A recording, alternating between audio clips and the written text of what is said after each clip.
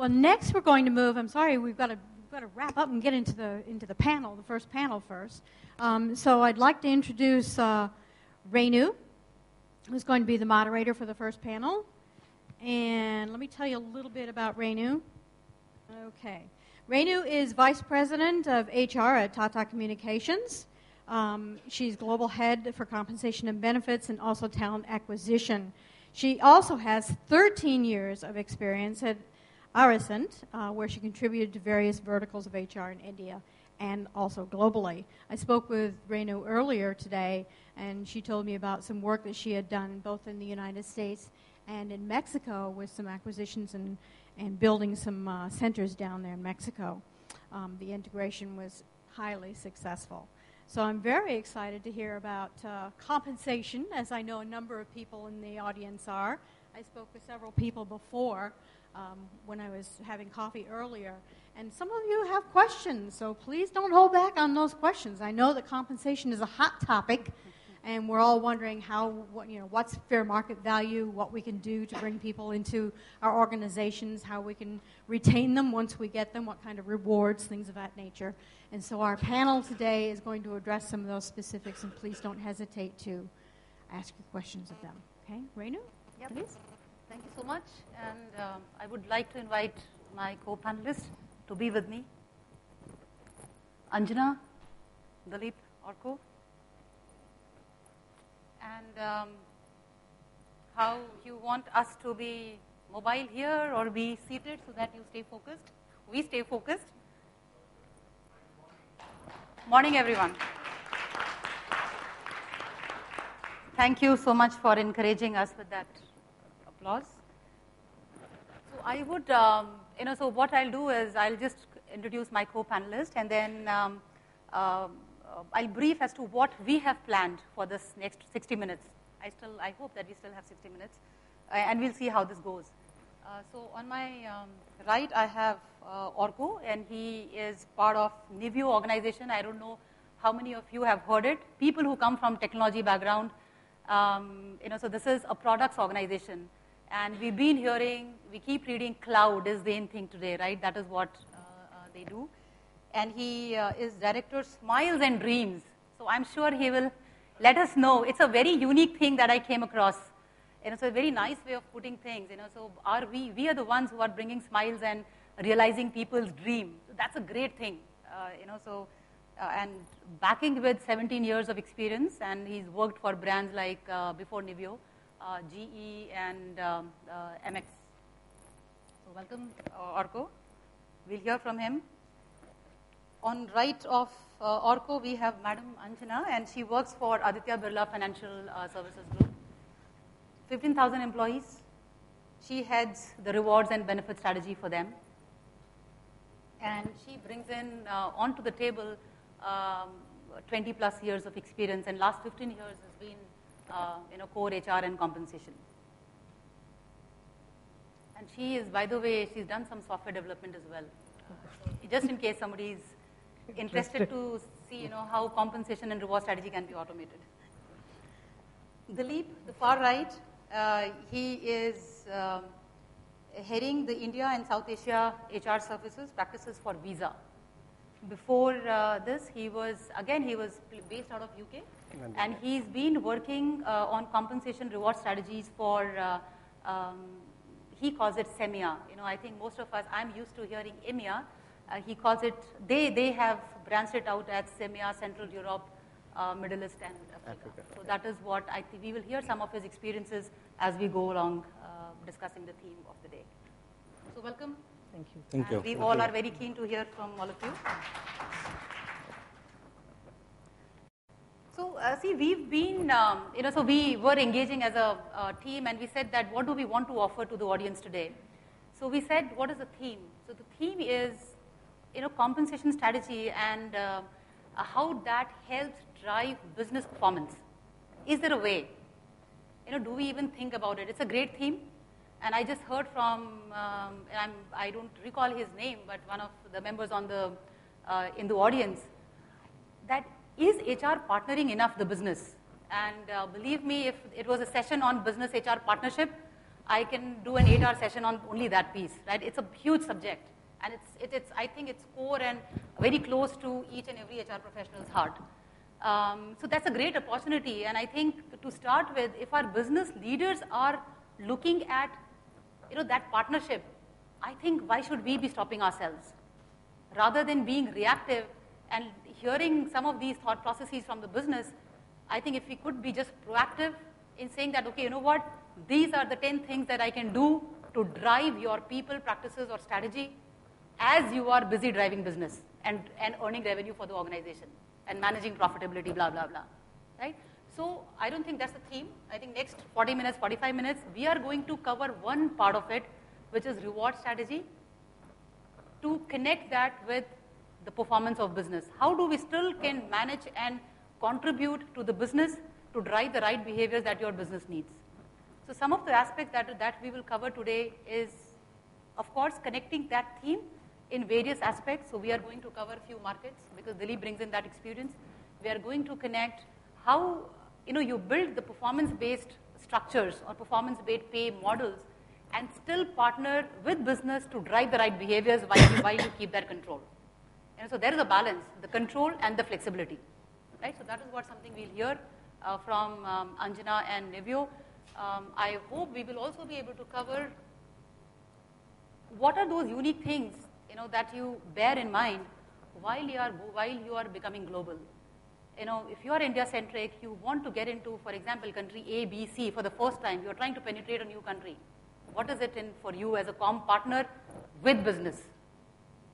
So is your business depending on you for a go or no-go strategy? That's the answer. I will be proud if a go, no-go strategy also has a compensation head input in there. And that is what somebody was saying, that we today still don't find one of the chairs for HR in a business discussion or in boardrooms. Is it with every organization? Maybe the answer is no. But is it with some organizations? The answer is yes. And how all of us can move there, I'm sure we will be able to add some little things to this audience. And we are also wanting, very, very keen to hear from all of you because, again, it's a partnership role. Okay, we also want to be going out of this room being a little richer than what we were when we arrived. Okay, great. So I think with that, Orko, and this is, I'm not going alphabetical. He's just sitting next to me, so I see his face first. So maybe I'm sure you would want to share with the audience that how do you see this connect? Okay. I want to start off thanking the audience because I see a lot of experienced and learned colleagues, industry colleagues over here. So thanks for making time and efforts to associate with us, hear us, etc., and share your thoughts with us. If I would have been part of the audience, I think some of the things that I would have wanted to hear is things which are probably different and new, rather than things which have been, repeatedly established through various reports, surveys, data points, reference points, etc. So I'll probably try and attempt more of things that I have experienced in the past and share that with you as experiences, rather than going too much into theoretical models and stuff, right? If you feel that at some point of time you need to kind of stop me or us and ask us something, do feel free about it. And I think one little request that we have, as we go along together, if you have a question, I'm sure all of you have a pen and a pencil and a writing pad, you can write your name and write your question, and I'm sure somebody will keep collecting and passing them on to us so that we are able to include some of those aspects and we don't retain them necessarily for the end for Q&A. So please feel free to write as in when you get any comment or a thought or a question, write your name and write it legibly so that I can read it. Yes, sure, go ahead. Okay. So from a conceptual connect perspective, I think what most of us would agree is about that business objectives are the primary kind of contentment that direct you to start thinking of strategies, not only compensation strategies. And it's the similar stuff for compensation strategies as well. So one of the first things that we talk about is business objectives. We do have business objectives, we do have compensation strategies, but in quite a few places, at least I have witnessed in the past, that probably, we do not make enough attempt to kind of link those two out in very clear, concise terms. So from that perspective, let me share with you what one of the practices that we are doing at Niveo. So we got this, the way we define business objectives for the business is something called a painted picture. And we draw out a painted picture of where the business wants to be after 3 years. And that looks like a tree with different branches and stuff. And each branch really kind of defines each function within the organization. So while we have a branch for, let's say, the CEO, and even the CEO is one of the branches because we need him to do something. We have a branch for the CFO. We have a branch for the Chief Sales Officer. Similarly, we have a branch for people practices or Smiles and Dreams function. Right? Now, is it a very feasible idea to have your 3-year dream right now defined, fixed, packed, and kind of set off? Probably not. So your painted picture is more like your vision, your Bible kind of stuff. Within that, we break it up into quarters. Right? And cloud computing is a very fast-paced domain. We do not have an option but to remain fast-paced. So that's why we do not break it up by years, we break it up by quarters. Once we have those quarterly objectives, so here's the question that we put to each of us: what do we need to do this quarter so that we can reach that point at the end of 3 years? And this painted picture is there in our main hall that we have in the office, so that every day we get reminded that this is our ultimate vision, this is what we need to reach. What are we doing today to reach this? And that's something which is signed off by the innovator. We do not use the word employees in our organization, we use the word innovators. So that is what is signed off by the innovator and by the master innovator, or we also call them gurus, which is, let's say, otherwise called managers, senior managers, etc. So we have this fetish for names, you have to kind of bear with me for that. So once you have that defined, then you are really defining your performance by objectives. Right? I think more or less we would have heard and kind of got ourselves acquainted with this concept from a very broad perspective, from a MBO kind of thing. But yes, to do it operationally and how you actually execute it is, I believe, one of the key tenets of how successful or unsuccessful your strategy can be. So that's the reason I went into a bit of detail in explaining how we execute it. Because strategies can be strategies and just about words if you don't execute it properly. Right? Now, because it's dependent upon objectives and some other factors like, let's say, your external market conditions, your internal conditions like your budgets and stuff, where do you want to be placed from the talent perspective? Where is your business heading, at that point of time? We were just talking about, a strategy dissection. That's what, that's the way we kind of define it. So there can be vertical dissections of strategy. There can be horizontal dissections of strategy.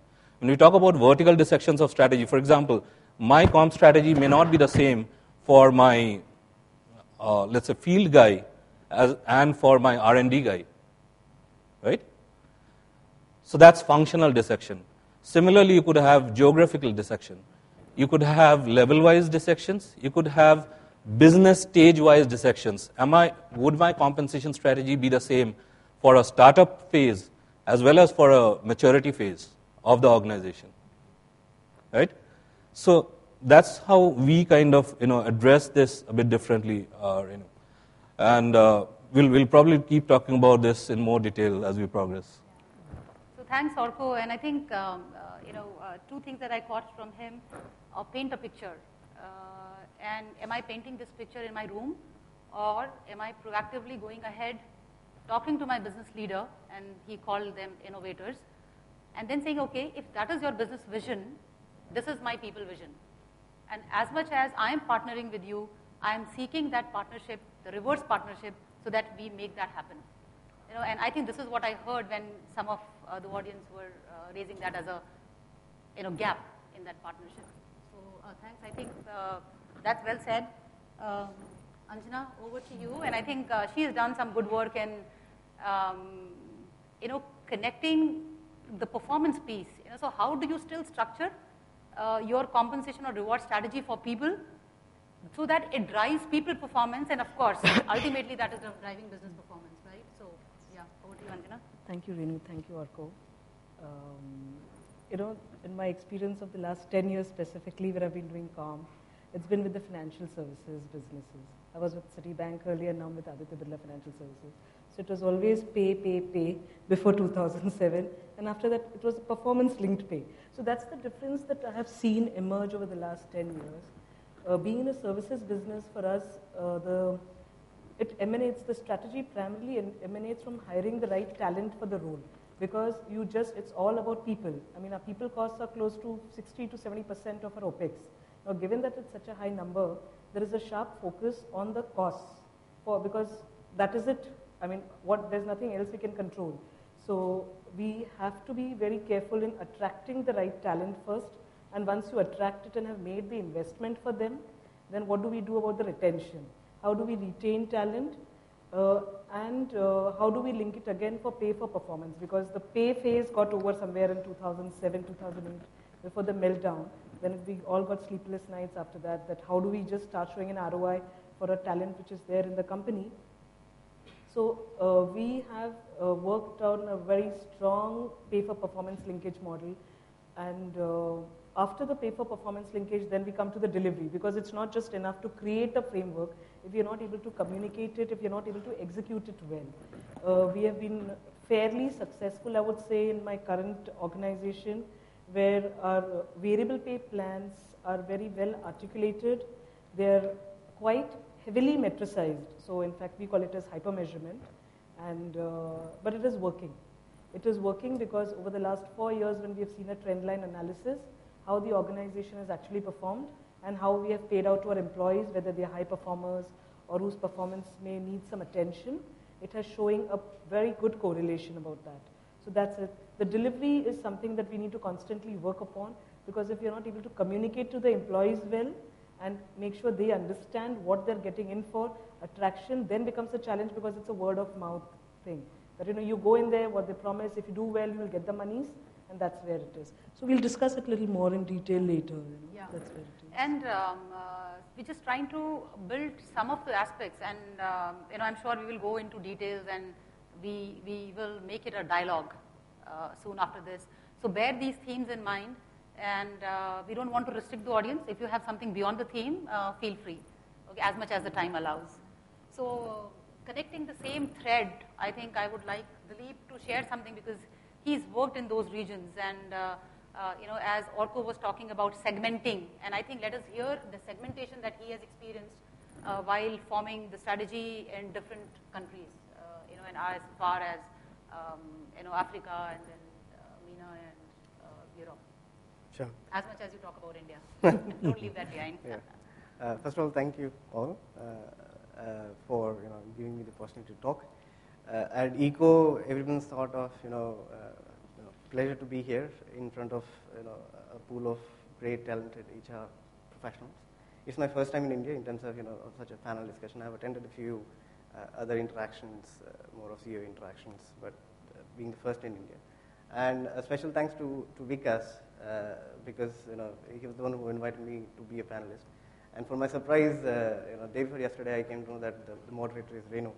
And there's something which I want to mention, because Renu was one of my first managers, my first supervisors at Flextronics, and what later was known as Harrison Technologies. So I'm really pleased to be sharing the table with you and taking the opportunity to share my thoughts. So thank you for that, and thank you Vikas in person. Coming to the point around the topic of compensation driving business. I mean, it's a generic term. We all know that it has to happen. Otherwise, it will not work the way the intention will not get achieved. So, ceteris paribus, as in other things remaining the same, wherein you have a lot of factors that have to come together, including the compensation strategy to drive business performance, right? So I'm assuming the employees are passionate, the goals are well defined, et cetera, and the job content they're happy with. Then obviously, a well-defined compensation strategy would lead to what we call engagement and retention, employee retention, right? That linkage is the key. That performance linkage or pay for performance, as we are driving towards, pay to performance is the key. Now, how do you go about doing it is very, very important. So we link it to short-term incentives, which is what we in India we call bonus plans, and there are like sales incentive plans, etc. If you take it to a step further, you link pay for performance to the short-term incentives, and you also in a global framework link it to long-term incentives, which can be a cash-based compensation, or it can be equity-based compensation.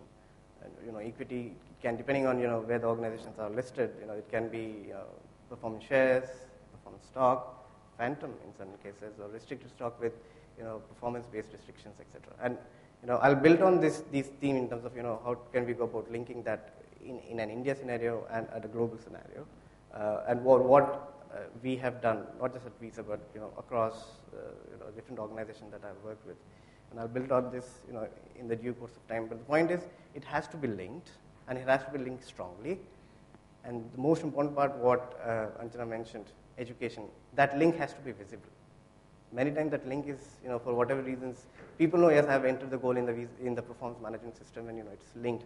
But what is that effective linkage? That's where the delivery, that's where the education, that's where the communication part plays a very, very big role, right? And the last thing which kind of I wanted to address or share, especially from a global perspective, is risk. So while we have a well-defined pay-to-performance linkage, we need to ensure that our compensation strategies for the relevant organizations are balancing the risk, so that we don't see a lot of events that happened in the European market, for example, or in the US market, wherein a lot of risk-taking led to almost big brands just vanishing overnight, especially in the the financial services portfolio. So that's something that we kind of need to keep in mind while doing the linkage and defining the compensation strategy. So two things that I heard Dilip emphasizing, and I could recall the two cycles that we've seen of recession and maybe more. See, one is that I don't know how many of us are HR practitioners, because I heard that we have some of us from business, from line as well. How many of us are practitioners, HR professionals? Okay, not 50% even. All of us are HR practitioners, and how many of us, can we just raise hands a little bit? Okay. And the others are from business? Okay. So see, I think from both business, from the line, as you were managing your businesses, and from HR practitioner as well. And I said practitioners because there was a demand which came from business while people were experiencing the recession. At one point in time, if the global market was maturing and growing continuously, there was a school of thought in one such forum. It was a large forum, and somebody was talking about that not really consenting with the variable portion in the compensation. The wise man said that we don't need it. Variability, that little piece of 20-30% doesn't drive behaviors. And he totally said that he believed in a different school of thought. And then bang comes recession, and the first thing that business demanded on HR is the risk mitigation that Dilip talked about. So is this a fair thing, whether personally I believe or not, whether it is driving the key behaviors or not, but it does to me, and I think Anjana will talk more about it. I have very many examples wherein we were able to drive focus on when we were trying to drive EBITDA in one of my organizations, wherein sometimes we were wanting to drive certain behaviors in a certain growth market. So we tweaked our plans, and it really correlated with the way the behaviors changed, irrespective of what the quantum was. Even if it is $1, believe me, people pay attention to it. But from a strategy perspective, are you mitigating? Are you taking enough caution to mitigate your risk? And that's a very good point that at least I take home, that am I doing that well enough? Irrespective of trying to drive certain behaviors, am I helping my business? What if I don't reach a certain guideline that I've defined for myself, top line and my bottom line? Then will I be able to mitigate? Will I be able to hold that outflow of money and hence not grossly impact my profitability? Because I have not earned enough. So that's a piece that we need to bear in mind as business as we are driving business, and also as HR practitioner. Before my business demanded, I wish HR was going back and saying, what, I think since the market is not going that great, let us do something like this. But believe me, most of it happened because business demanded it. It became an affordability issue. And then HR chipped in and devised certain program and policies. And I think that is what I mean when I say if it's a partnership role, people will respect HR, and we will find a place if it is a proactive partnership. We are understanding business, and I think as Orko was saying, paint that piece in your mind, that what does my business need? 1 year, 2 year, 3 year, 5 year. As much as my CEO is planning, am I also planning my people plan? As much as they have finance or CFO is coming up with a balance sheet for financials, why am I not forcing my business leaders or my CEO to see a balance sheet for my people plan? Some organizations do it very well. They call it scorecard, whatever you call it. But I wish my business was also demanding as much as they demand a financial profit, P&L statement or people plan statement. And just to build on what David was saying, why will a board, and 1997, someone asked that question, still yesterday the same question being asked. At Visa, at Excel Capital, we were part of the strategy discussions when we are defining, say, the EMEA strategy, or right now we are defining the Indian South Asia strategy. We are involved. The reason is, the biggest differentiator is this value add, and proactiveness that we do. So risk is one of the aspects, flexibility, informal, if you may, linkage with the relevant heads, for example, in terms of, if there is expense cut, budget cut, etc., which is coming up. If we have that information, then utilizing it to build in our strategy and proactively chipping in to the right people in the leadership team, saying, look, this is, what do you think about this? And then that way, the other person will come back, or whatever, the leader may come back and say, oh, yes, I was thinking like that. So that way, you as leaders of HR build credibility with the business leadership. And then, by default, they'll ensure that, okay, let's invite him or her, or the relevant HR leader, to a broader meeting which has a business impact. Yeah. Thank you. So before, the way I heard each one of them making their own statements and connecting business to a reward strategy, I have some questions that I would certainly want to ask. Is there something specific which is, because I don't have any slip as of now, so I don't want to make it a monologue, right? Even if there are 4 people talking, but it's still one way. So is there anything that you think we need to address at this point in time before I start asking my follow-up questions? I will like to contribute a little bit. The first question was that the HR is not empowered in some companies. I'm from Indiabulls. I am from the government job, left a year back and switched over to corporate. So in Indiabulls, I would say it was not, the HR is there, but it was not empowered. So in the last 1 year or so, I kept on thinking.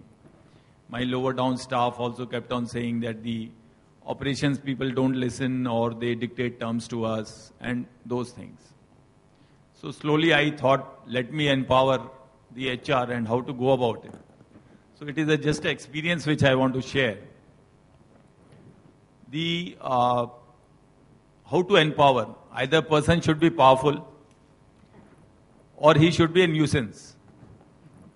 So I said, since the HR is not empowered in, let's say, the complete group, so let's be nuisance to Indiabulls group. It's something like in the world also, the poor countries, the Chhattisgarh problems, Naxalite problems, is what? People listen to Mumbaikars, people listen to Gujaratis because they are rich people, they are more enterprising, they have more ideas. People don't listen, the country doesn't listen to the Chhattisgarh people, they are backward areas. So what they have turned to? They have turned to that Naxalism and something like that. I'm not saying that I wanted to profess that become a terrorist in the Indiabulls. But ultimately, I could see some result. I don't know whether... Again, one more nuisance. Whether the group feels that it is a nuisance or we are empowering ourselves, but I feel myself that by nuisance means I start asking there from all the business heads or vice presidents or managers, the name of their people, where do they stay, their attendance, whether they are coming in time. You have a surveillance yourself, whether the people are coming in time or not. Is the manager aware of the whereabouts of the people down below? That 2 people have gone, let's say they have left the office 4 o'clock, just write a mail. 2 of your subordinates had gone at so-and-so time. I hope you are aware of it. The manager either says yes or he says no. So likewise, wherever we feel that the HR is not empowered, I think it is the lack of systems and procedures. We bank on the individual, that the HR head, whether how much he throws his weight around, he becomes powerful. We need to put this... Yeah, I would like to interject here and see, because from the audience, I'm hearing more of HR being in the administrative role. When I start, is empowerment, who empowers me? Who can empower me? I think that comes from within. The content that you have, the value that you bring to the business or to the people that you work with. That is what empowerment is. People, it comes from within. And of course, in any setup, whether, even, and I generally give examples from sport, there are, how many people play cricket? 11. Right? Yeah. In a team. So there are Sachin Tendulkars of the world, right? Who've made centuries after centuries, and they have sustained performance, barring some of the peaks and valleys. There are people who play, but then they don't become an icon. They played on the same ground with the same limitations, same boundaries, right? But there was something unique with these champions that made them what they are.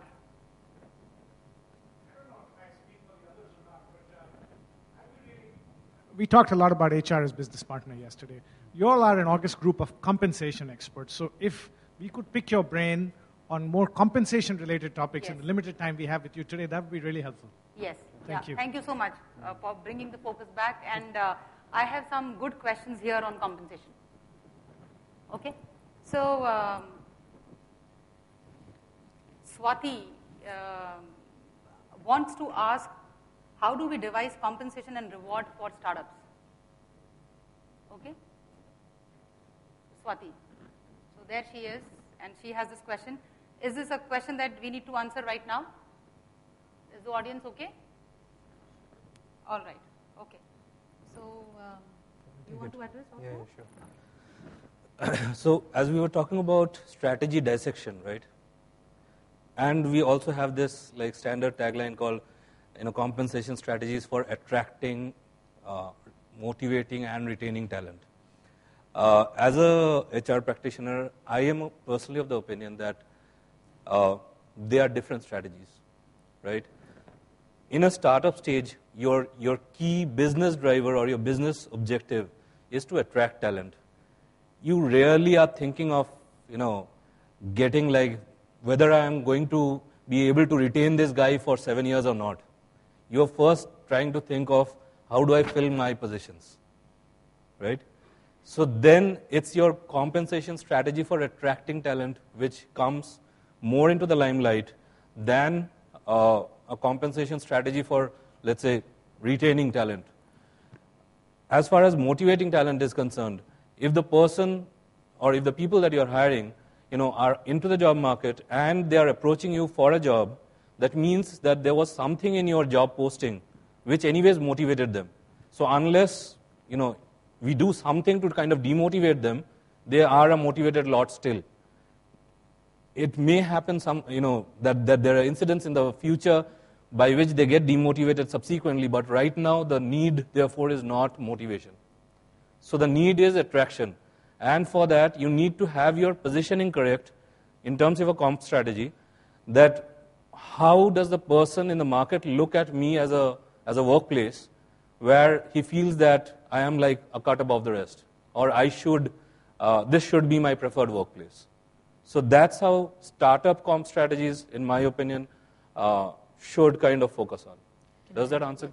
I'd like to add, because my first job was with a startup.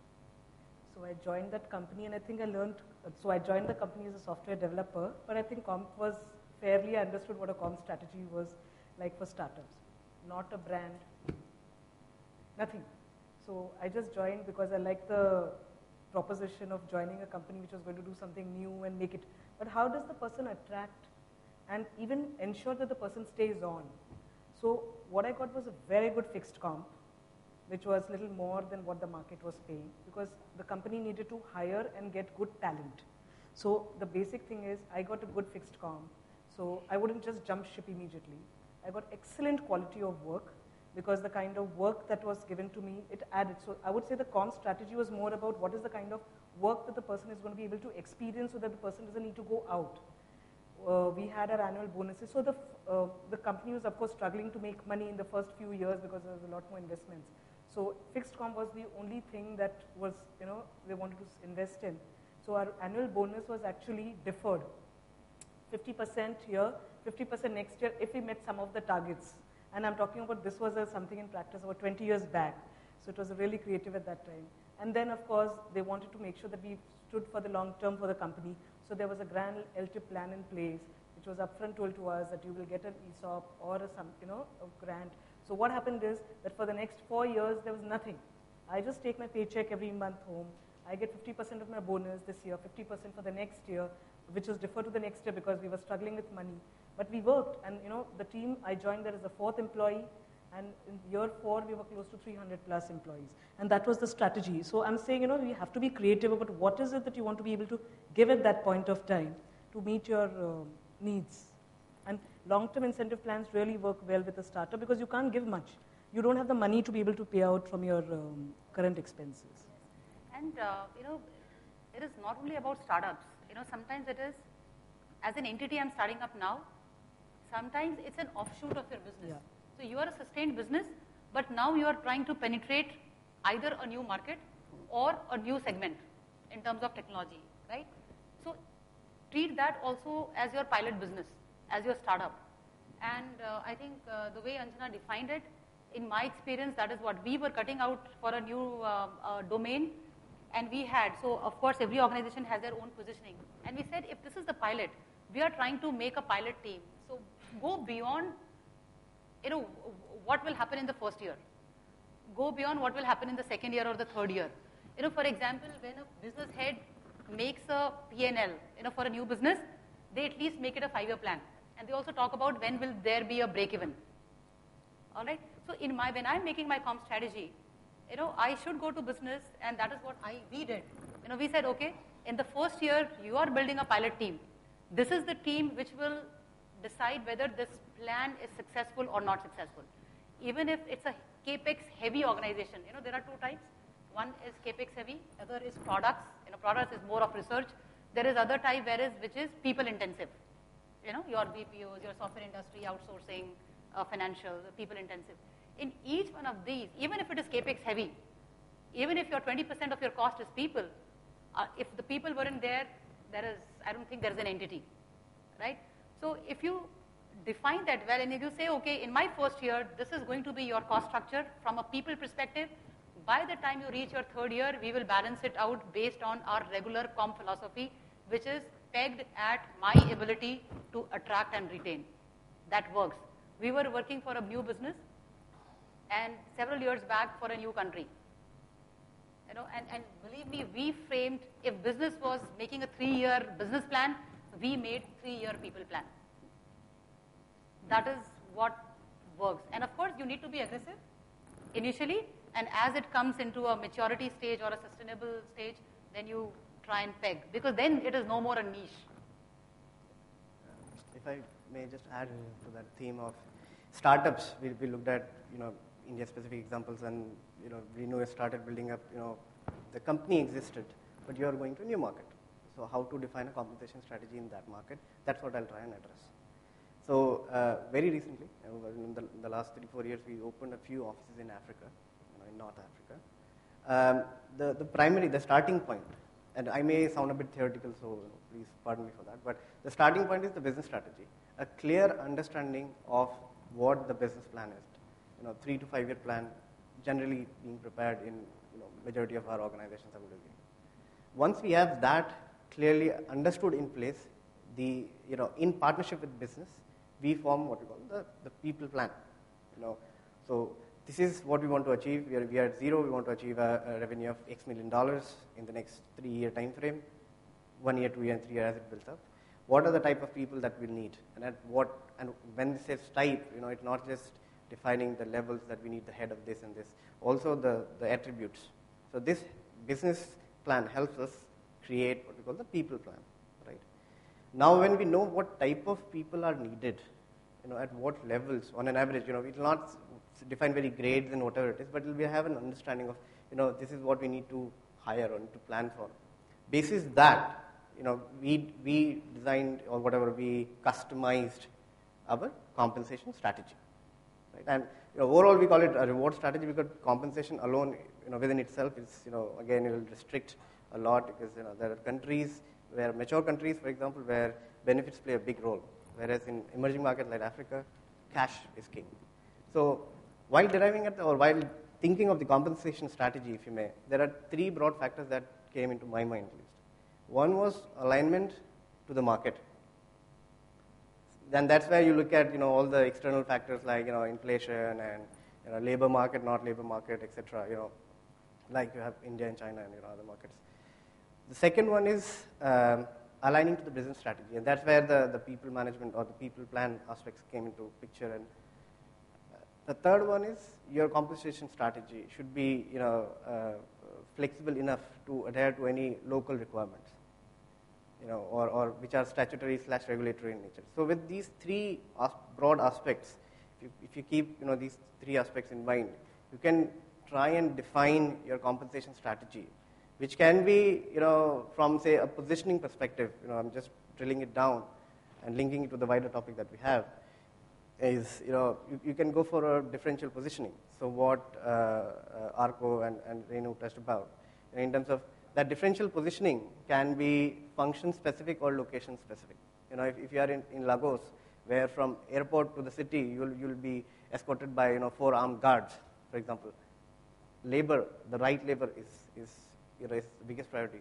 So your positioning may be higher, for example. So it might be location specific, it might be role specific. For example, sales or your client-facing roles.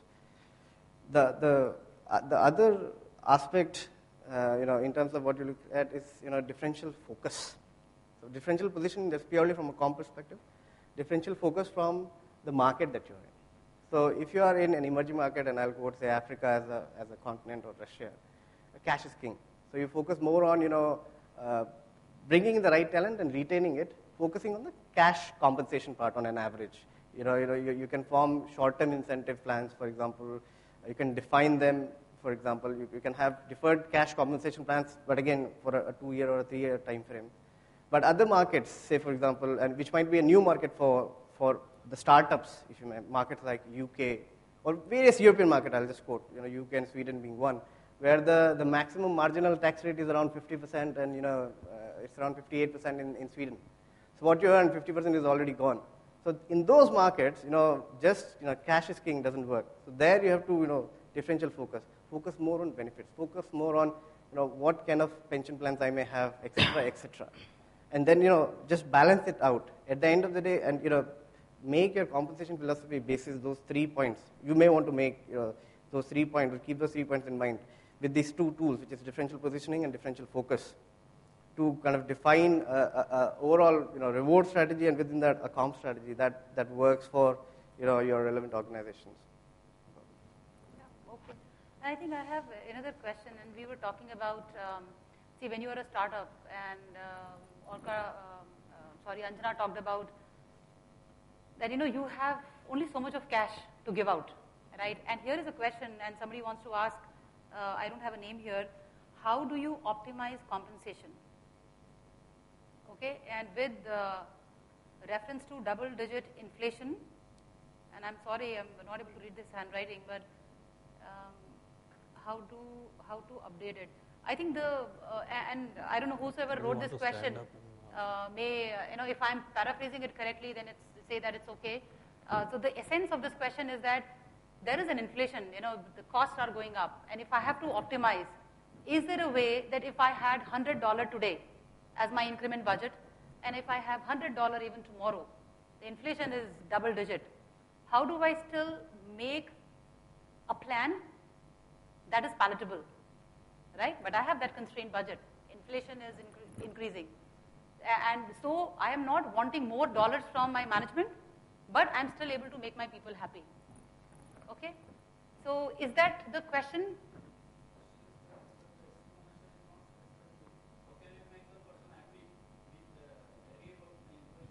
Is this your question?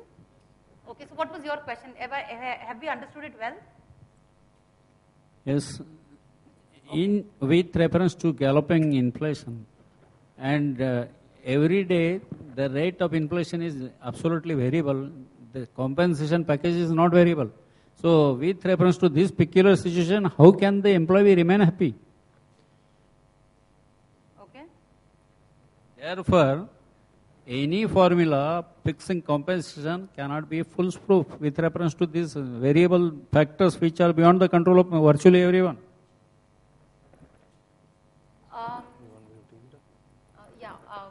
We will take, but I hope we've got the theme, because I didn't get the last part of it, but we'll try and address, and we can follow it up.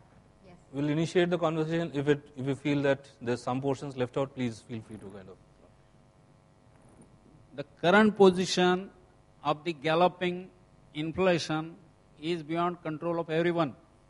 The formula fixed for the compensation, and with reference to target of making the employees happy, happiness is also a relative term. You cannot meet both ends by anything which cannot be a tamper-proof formula. And virtually there is no optimization of it. So always there is a room for unhappiness. And therefore, there will be always attrition. How to prevent this peculiar situation? Virtually there are no controls at any of the factors. So I will just run a poll. If given an opportunity, how many of us, and if we have to cross our heart and be brutally honest, and be just brutally honest, this is to answer that, that yes, I'm being paid what I deserve. Most human beings, as people, most of us think that, no, I think I deserve a few more dollars. I think some of us, maybe who would have reached that nirvana stage, will think that, okay, I don't deserve any more dollars. So, yeah? Yeah. So of course, rupees or dollars or euros or whatever it is. So having said that, and compensation, I'm sure all of you keep reading the studies. When you talk about employee satisfaction, people satisfaction, or the reason for attrition, compensation has never topped as the top 5 reasons, or top 3 reasons at least, right? So hence, I would not actually wanting to debate on this, that are we here to make people happy? The dollars that we give to them for the role that they perform. Because each and every business has their unique placement. Of course, my ability to attract and retain.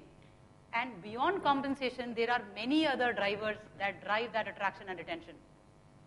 Some of the great brands that you hear, they are not, typically, unless they are products organization, they are not the top paymasters. then where is this compensation coming in?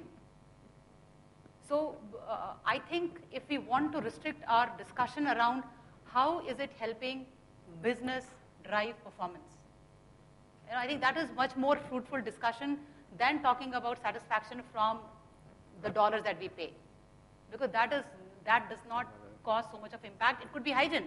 If it is not there, yes, of course, nobody will come and work. But is that something that drives engagement? I am not saying this, but the studies have shown that maybe the answer is no. So there is. I'll just share an interesting anecdote on this. So I used to be earlier with GE, and the business that I was with GE was the captive center for GE Americas, right? So in a captive center, as you would know, we do not really have top lines. So being able to maintain or enhance bottom lines is like your top line kind of thing. So also given the background that we have been talking about, aspiring to be part of business as HR, this kind of anecdote holds true. So interestingly, we had a very similar question put up to the business leader in this one particular review that we were doing with the business leader, saying that in these toughening times, how do we really kind of make both ends meet? The one interesting answer that he had kind of shared with us is, do you know what my primary target is? My primary target as a business leader is keep cutting OPEX year on year 15%. So if we need to be kind of aspiring to get that business table or that business place on the table, I think there are multiple ways and means by which you can strategize your compensation, or as rightly pointed out, optimize compensation even with toughening times. But we'll need to kind of work around it pretty creatively. And towards the end, allow me 2 minutes, and I will leave you with a thought, and I'm sure some of you, especially in the IT organizations, people are practicing that, but I will share that towards the end. How do we optimize for business, but we still don't risk people's compensation? So I'll save that for the end, and we move on. Connected to this, I think somebody is asking a very relevant question, and we said, I think we answered to some extent a few minutes back. Somebody is asking, do you really think compensation drives behaviors? And what's your name? Surinder.